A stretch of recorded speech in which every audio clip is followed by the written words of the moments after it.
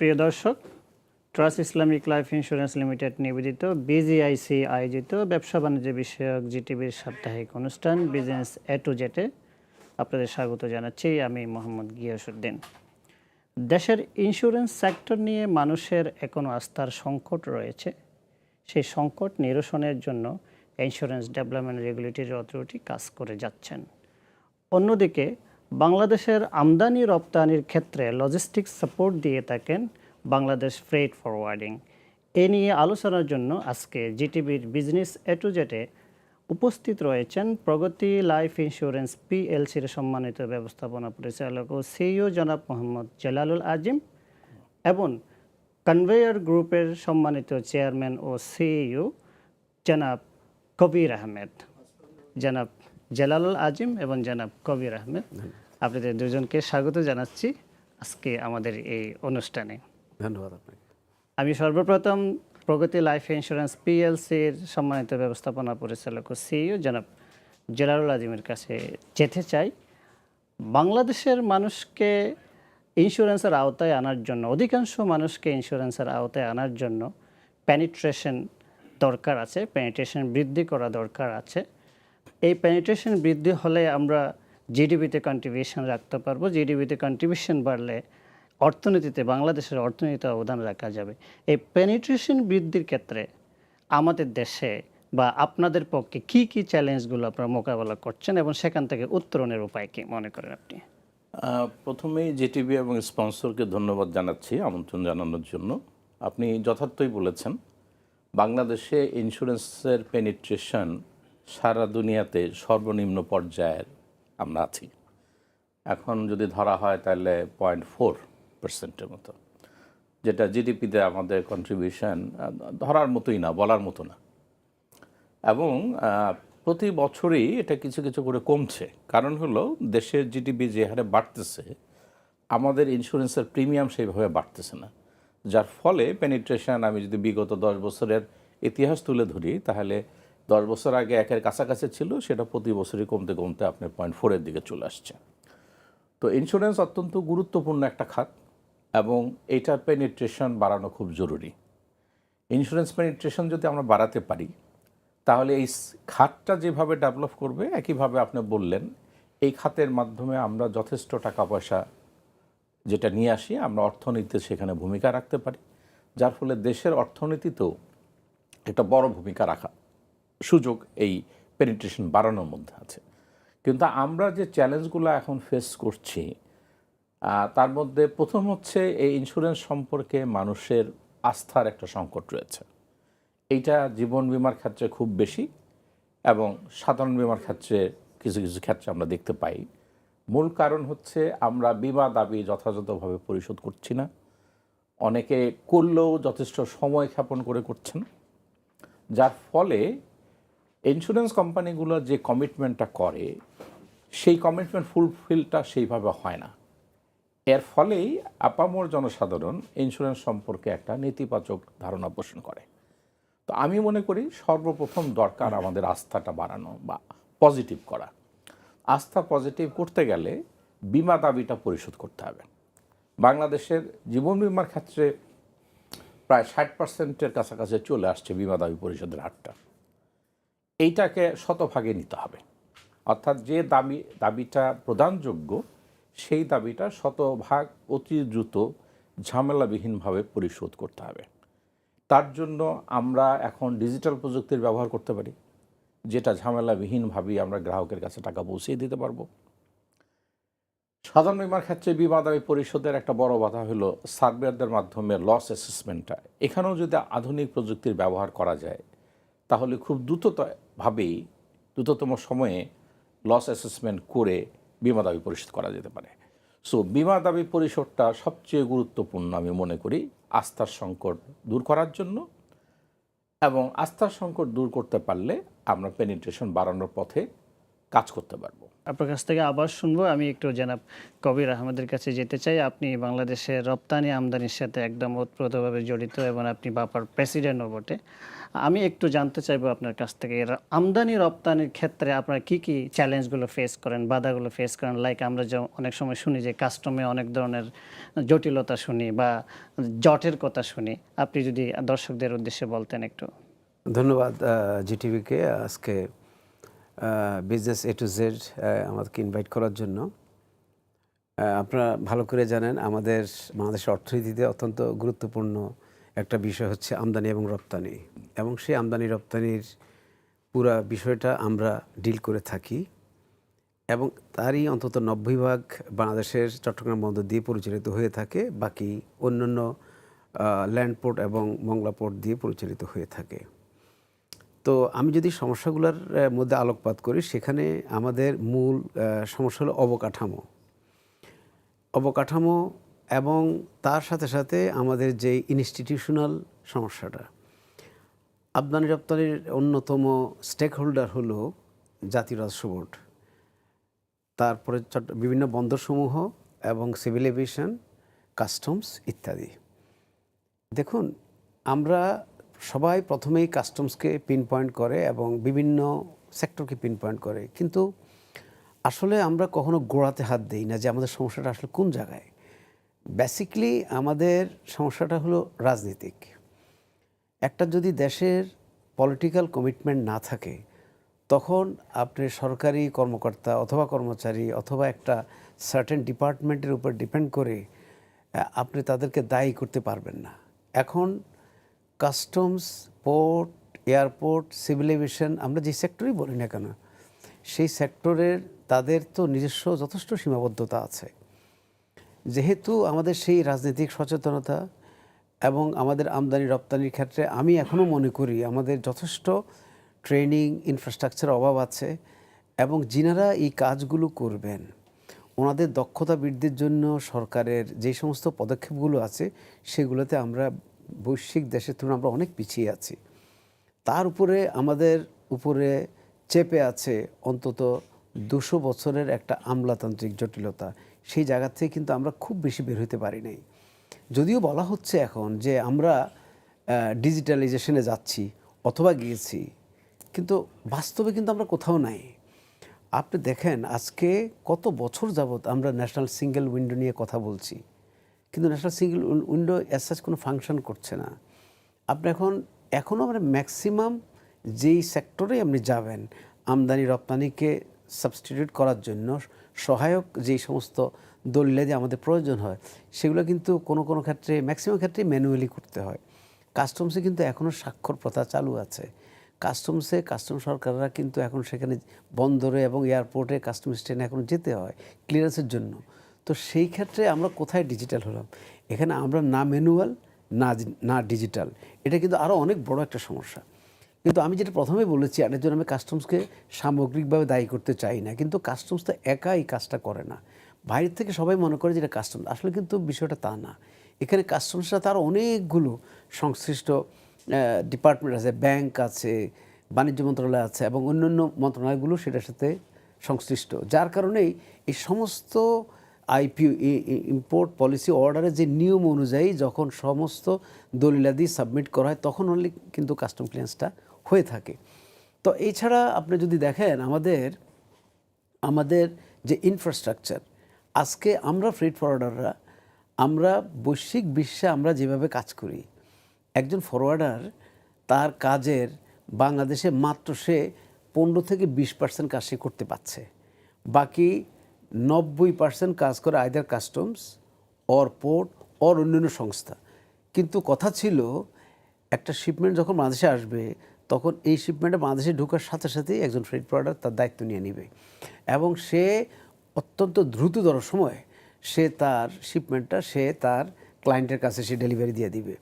এখন সে কী কী রেসপন্সিবিলিটি নেবে? সেখানে তাকে ডিউটি অ্যান্ড ট্যাক্সের রেসপন্সিবিলিটি নিতে হবে, তাকে ওয়্যার হাউসের রেসপন্সিবিলিটি নিতে হবে, তাকে বিশেষ করে তারা একজন কাস্টম ব্রোকারকে অত কনসার্নি নিয়োগ করবে এবং তার মাধ্যমে সে মালামালটা কনসার্নির কাছে ডেলিভারি দিয়ে দিবে, অথবা একজন ট্রান্সপোর্ট ভেন্ডার থাকবে, ট্রান্সপোর্ট ভেন্ডারের মাধ্যমে সে মালামালটা দিয়ে দিবে। এই হবে, this is the function of A freight forwarder. কিন্তু বাস্তবে আমরা কি করছি, এই সমস্ত মালামালগুলো থাকে হলো চট্টগ্রাম বন্দরে অথবা মংলা বন্দরে অথবা ঢাকা এয়ারপোর্টে, এই সমস্ত জায়গাগুলো এখন বন্দর এয়ারপোর্ট বিভিন্ন স্থাপনাগুলোকে আমরা ব্যবহার করছি একটা ওয়্যার হাউস হিসাবে। তো যার কারণে এই যে আমদানি রপ্তানির যে বটলনেকগুলো, কারণ এই কাজটা কিন্তু বন্দরের না, এই কাজটা কিন্তু এয়ারপোর্টের না, কিন্তু তাদেরকে এই কাজটা করতে হচ্ছে। তো যার কারণে বন্দরের যেই গতিশীলতা সেটা কিন্তু আর থাকছে না। কাস্টমস যেভাবে ফাংশন করার কথা সে সেভাবে করতে পারছে না। তো সামগ্রিকভাবে আমি মনে করি যে আমাদের মূলত যে ন্যাশনাল সিঙ্গেল উইন্ডোর কথা বলা হয়েছে সেটা ফ্রেট প্রোডাক্টদের ক্ষেত্রে, এক্সপ্রেস কুরিয়ারের ক্ষেত্রে, কাস্টম ক্লিয়ারেন্সের ক্ষেত্রে প্রত্যেকটা স্তরে সেটাকে একদম ফুললি অপারেশনাল করা প্রয়োজন। তাহলে হবে কি আমরা একটা স্তর অন্তত এগিয়ে যেতে পারবো। সমস্যাগুলো যাতে সরকার সমাধান করুক, আমরা চাই এটা ডিজিটালি আমাদের এই যে কাস্টম থেকে ধরে সব কিছু যদি হয়, যেখানে আপনি বলছেন 20% কাজও হয় না, এটা যাতে 100% হয়, পলিটিক্যাল গভর্নমেন্টগুলো নেক্সট যাতে সেই কমিটমেন্টগুলো নিয়েই আসে, এটাই আমরা আশাবাদ করব। আমাদের সময় হয়েছে একটু বিরতি নেওয়ার, বিরতির পরে আমরা আবার আপনাদের আলোচনা শুনবো ইনশাআল্লাহ। প্রিয় দর্শক, সময় হয়েছে একটি বিরতি নেওয়ার, বিরতির পর আবারও ফিরছি, সঙ্গে থাকুন।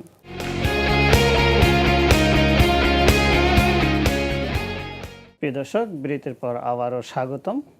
আমরা যে আলোচনা শুনছিলাম, বিশেষ করে জনাব আজিম সাহেব যেটা বলছিলেন, আপনি পেনিট্রেশন নিয়ে যে কথা বলছিলেন, পেনিট্রেশন বৃদ্ধি করতে হলে আস্থা তৈরি করতে হবে। আস্থা যেই কারণে আমরা তৈরি করতে পারছি না সেটা হচ্ছে যে অনেকগুলো কোম্পানি বিমা দাবি ঠিক মতো পরিশোধ করছে না, এবং অনেকগুলো কোম্পানি বিমা দাবি পরিশোধ করতে হিমশিম খাচ্ছে। তাহলে এই যে দুর্বল কোম্পানিগুলোকে মার্জ করা যায় কিনা, বা আপনারা মার্জ করার পরামর্শ সংশ্লিষ্ট রেগুলেটরকে দিচ্ছেন কিনা, এবং মার্জ করলেও যে আমাদের যে রেজুলেশন আইন হচ্ছে, রেজুলেশন আইন দ্বারা এটা আসলে গ্রাহকের স্বার্থ সংরক্ষণ হচ্ছে কিনা, নাকি গ্রাহক ক্ষতিগ্রস্ত হতে পারে, এই বিষয়ে আপনি যদি আপনার এক্সপার্ট ওপিনিয়নটা দিতেন। প্রথমত আমি যেটা বলি যে বাংলাদেশের মতো দেশে আমাদের যে জীবন বীমার কথাই বলেন, সাধারণ বীমার কথাই আমরা যদি বলি, সংখ্যা, অর্থনৈতিক অবস্থা ইত্যাদি সার্বিক বিবেচনায় অনেক বেশি কোম্পানিকে লাইসেন্স দেওয়া হয়েছে। এইটা হচ্ছে গোড়ায় একটা গলদ হয়ে গেছে আমাদের, এবং এই লাইসেন্সগুলো দেওয়া হয়েছে মূলত রাজনৈতিক কারণে। আদৌ এতগুলো কোম্পানির প্রয়োজন আছে কিনা, এই কোম্পানিগুলো পরিচালনা করার মতো দক্ষ জনশক্তি আমাদের আছে কিনা, এগুলো না দেখেই দেওয়া হয়েছে, যার ফলেই এই সমস্যাগুলোর সৃষ্টি। তো যাই হোক, যেটা হয়ে গেছে তো সেটা তো আর বলে লাভ নেই। এখন কিভাবে আমরা এখান থেকে পরিত্রাণ পেতে পারি, তো সেটার জন্য আপনি যেটা বলছেন যে মার্জার একটা পদ্ধতি, আমরা অনেক দেশে এই জিনিসটা দেখি, বিভিন্ন কারণে এই মার্জারগুলো হয়। কিন্তু আমাদের দেশে আমার মনে হয় আমাদের যারা এন্টারপ্রেনিউররা আছেন তাদের বোধহয় এই জিনিসটা তাদের খুব একটা পছন্দের বিষয় না আর কি। তারা তাদের মতোই থাকতে চান, যার ফলে টাকাও দিবে না, আবার মার্জও হবে না, তাহলে যার ফলে তখন রেগুলেটরকে এগিয়ে আসতে হবে বা সরকারকে এগিয়ে আসতে হবে। তো সেটাতে একটা পদক্ষেপ নিচ্ছে আমি যতটুকু জানি, আমাদের যে রেগুলেটরিরা আছেন, এটা এই ব্যাংকের 5টা ব্যাংকে একীভূত করে যে পদক্ষেপটা সরকার নিয়েছে সেটারই আদলে 15টা কোম্পানিকে ওনারা চিহ্নিত করেছেন, যে 15টা কোম্পানিকে তারা একটা কোম্পানিতে পরিণত করতে চান, এবং বিভিন্নভাবে তারা অর্থের সংস্থান করে গ্রাহকের দাবিগুলো তারা পরিশোধ করবেন, করে এটাকে একটা কোম্পানি হিসাবে প্রফেশনালি দাঁড় করাবেন, এবং একটা পর্যায়ে গিয়ে হয়তো এটা আবার ওনারা সেল করে দিবেন। এতদিন পর্যন্ত এই সমস্ত কোম্পানির যে সম্পদগুলো থাকবে, যে যুগই থাকুক, সেটার মালিকানাও যেরকম একীভূত হয়ে যাবে, একইভাবে লায়াবিলিটিও তারা নিয়ে নেবেন। এর ফলে গ্রাহক স্বার্থটা ওনারা রক্ষা করতে পারবেন বলে আমি মনে করি। আর আপনি যে কথাটা বলছেন যথার্থ, যে আপনি দাবি পরিশোধ করবেন না, আবার একই সময়ে একীভূত হবেন না, সেখানে বাধা সৃষ্টি করবেন, এটা গ্রহণযোগ্য হতে পারে না। তো এই জন্য আমি মনে করি যে এটা একটা ভালো পদক্ষেপ। রেজুলেশন অধ্যাদেশটা পাস হওয়ার অপেক্ষায় আছে, আমি মনে করি এটা দ্রুত পাস হওয়া উচিত। এটা পাস করার ফলে একটা রেগুলেটরকে আইনগত বৈধতা দিবে মার্জার করার জন্য।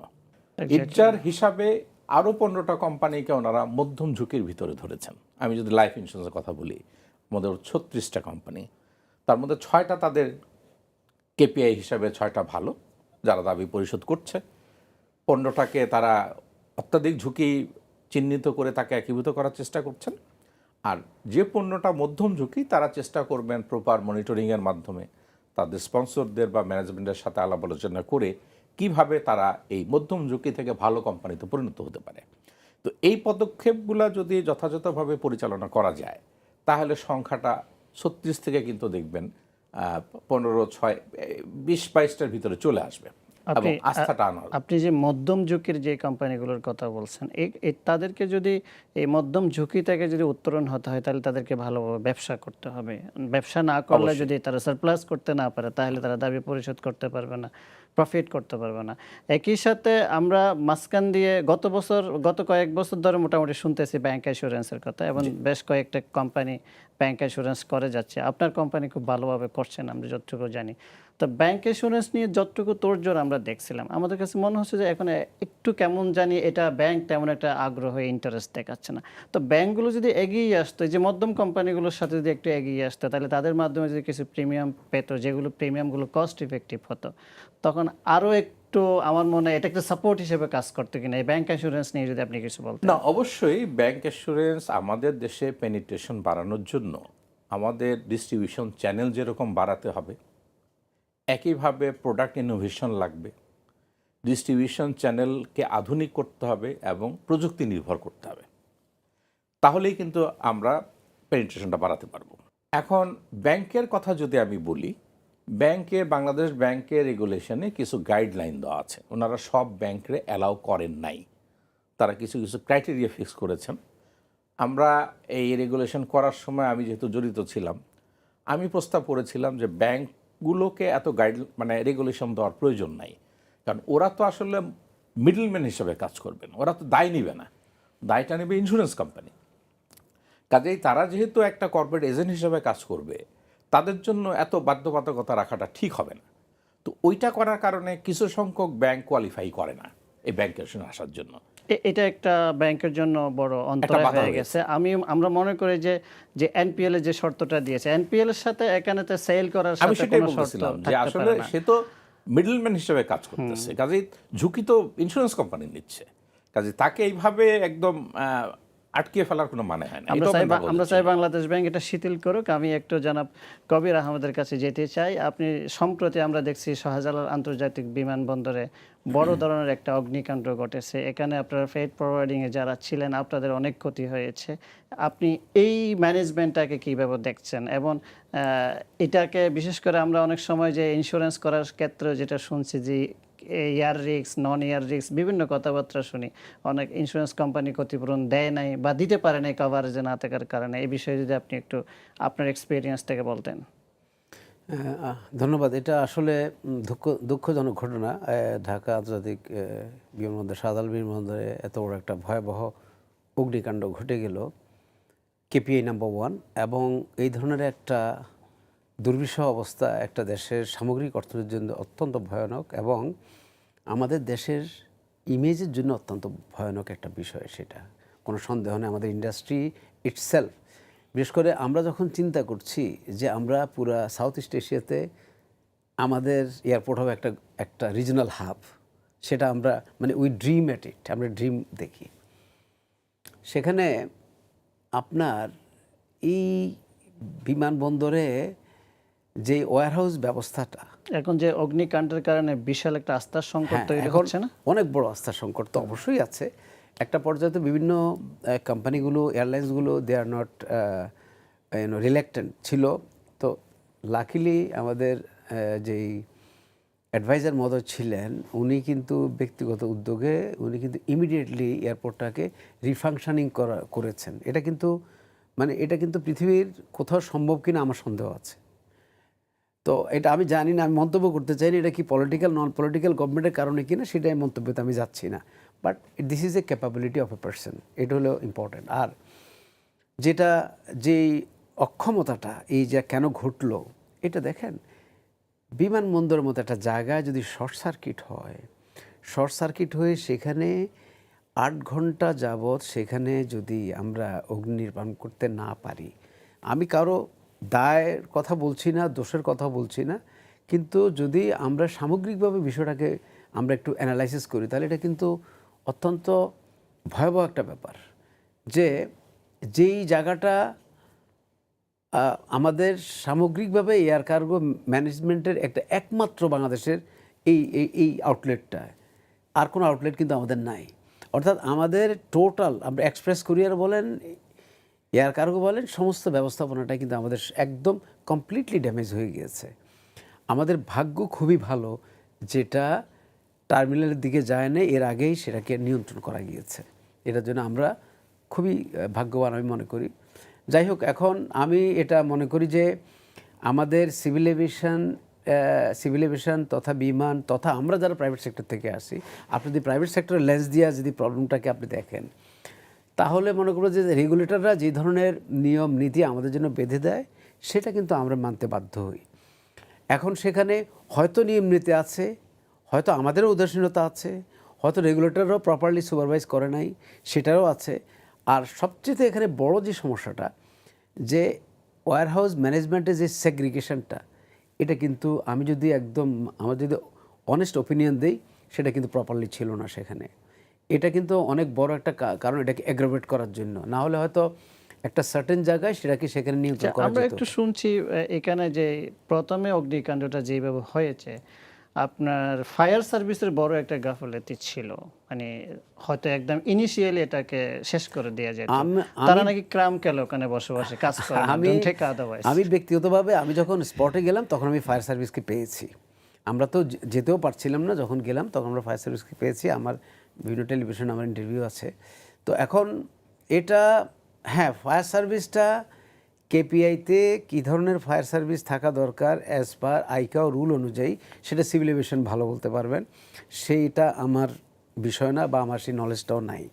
কিন্তু কেপিআইতে ফ্লাইট সেফটি সহ শুরু করে যে ধরনের ফায়ার সার্ভিস বা এডুকেট ফায়ার সার্ভিস, আমি শিওর সেটা আছে, এটা নিয়ে কোনো সন্দেহ নাই। কিন্তু জেনারেল কনটেক্সটে, যদি কার্গো কনটেক্সটে যদি আমরা সেটাকে করি, সেটার জন্য এডুকুয়েট ছিল কি না সেটা নিয়ে আমার একটু সন্দেহ আছে। এবং ইন টাইম ম্যানার সেটা কিন্তু ফায়ার সার্ভিস আসছে, এটা নিয়ে কোনো সন্দেহ নাই।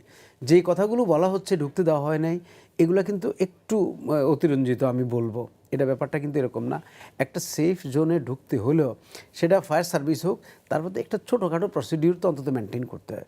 সেটার জন্য হয়তো অল্প সময় একটু এদিক সেদিক হতে পারে, কিন্তু বেসিক্যালি যেটা বলা হচ্ছে তা না। কিন্তু আসলে আগুনটা খুব দ্রুত অ্যাগ্রোভেট করেছে বিকজ অফ আমি যেটা বললাম, ওই যে ওয়্যারহাউস ম্যানেজমেন্টের জন্য সাথে সাথে কেমিক্যাল গোডাউনকে অ্যাটাক করলো, অ্যান্ড দেন দেয়ার আফটার এটা ইগনাইট করলো সমস্ত পুরো এরিয়াতে। সেটাই ছিল আসলে বড় ব্যাপার। বাট এটা আমাদের জন্য it's a big lesson, very expensive lesson, terrible lesson আমাদের জন্য। অ্যান্ড আমি আশা করি যে এটাকে নিয়ে আমরা ভবিষ্যতে আরও সুন্দর এয়ারপোর্ট ব্যবস্থাপনা করতে পারবো, বিশেষ করে কার্গো ব্যবস্থাপনা আমরা করতে পারবো ঢাকা এয়ারপোর্টে। আমরা আশা করি আমাদের এত গুরুত্বপূর্ণ একটা এয়ারপোর্ট, এটার ম্যানেজমেন্টটা আরও ভালো হবে এবং আগামীতে এই সমস্ত বিষয়গুলো আমরা এখান থেকে রক্ষা পেতে পারি। জনাব কবির আহমেদ এবং জনাব জানাল আজিম, আপনাদের দুজনকে ধন্যবাদ জানাচ্ছি জিটিভির বিজনেস এ টু জেড সময় দেওয়ার জন্য। আপনাকে ধন্যবাদ, জিটিভিকে ধন্যবাদ। প্রিয় দর্শক, trust Islamic life insurance limited আয়োজিত বাংলাদেশ জেনারেল ইন্স্যুরেন্স নিবেদিত ব্যবসা বাণিজ্য বিষয়ক জিটিভির সাপ্তাহিক অনুষ্ঠান আজ এই পর্যন্ত। আগামীতে আবারও দেখা হবে নতুন কোনো অতিথি নিয়ে। এই পর্যন্ত ভালো থাকবেন, সুস্থ থাকবেন, জিটিভির সাথে থাকবেন।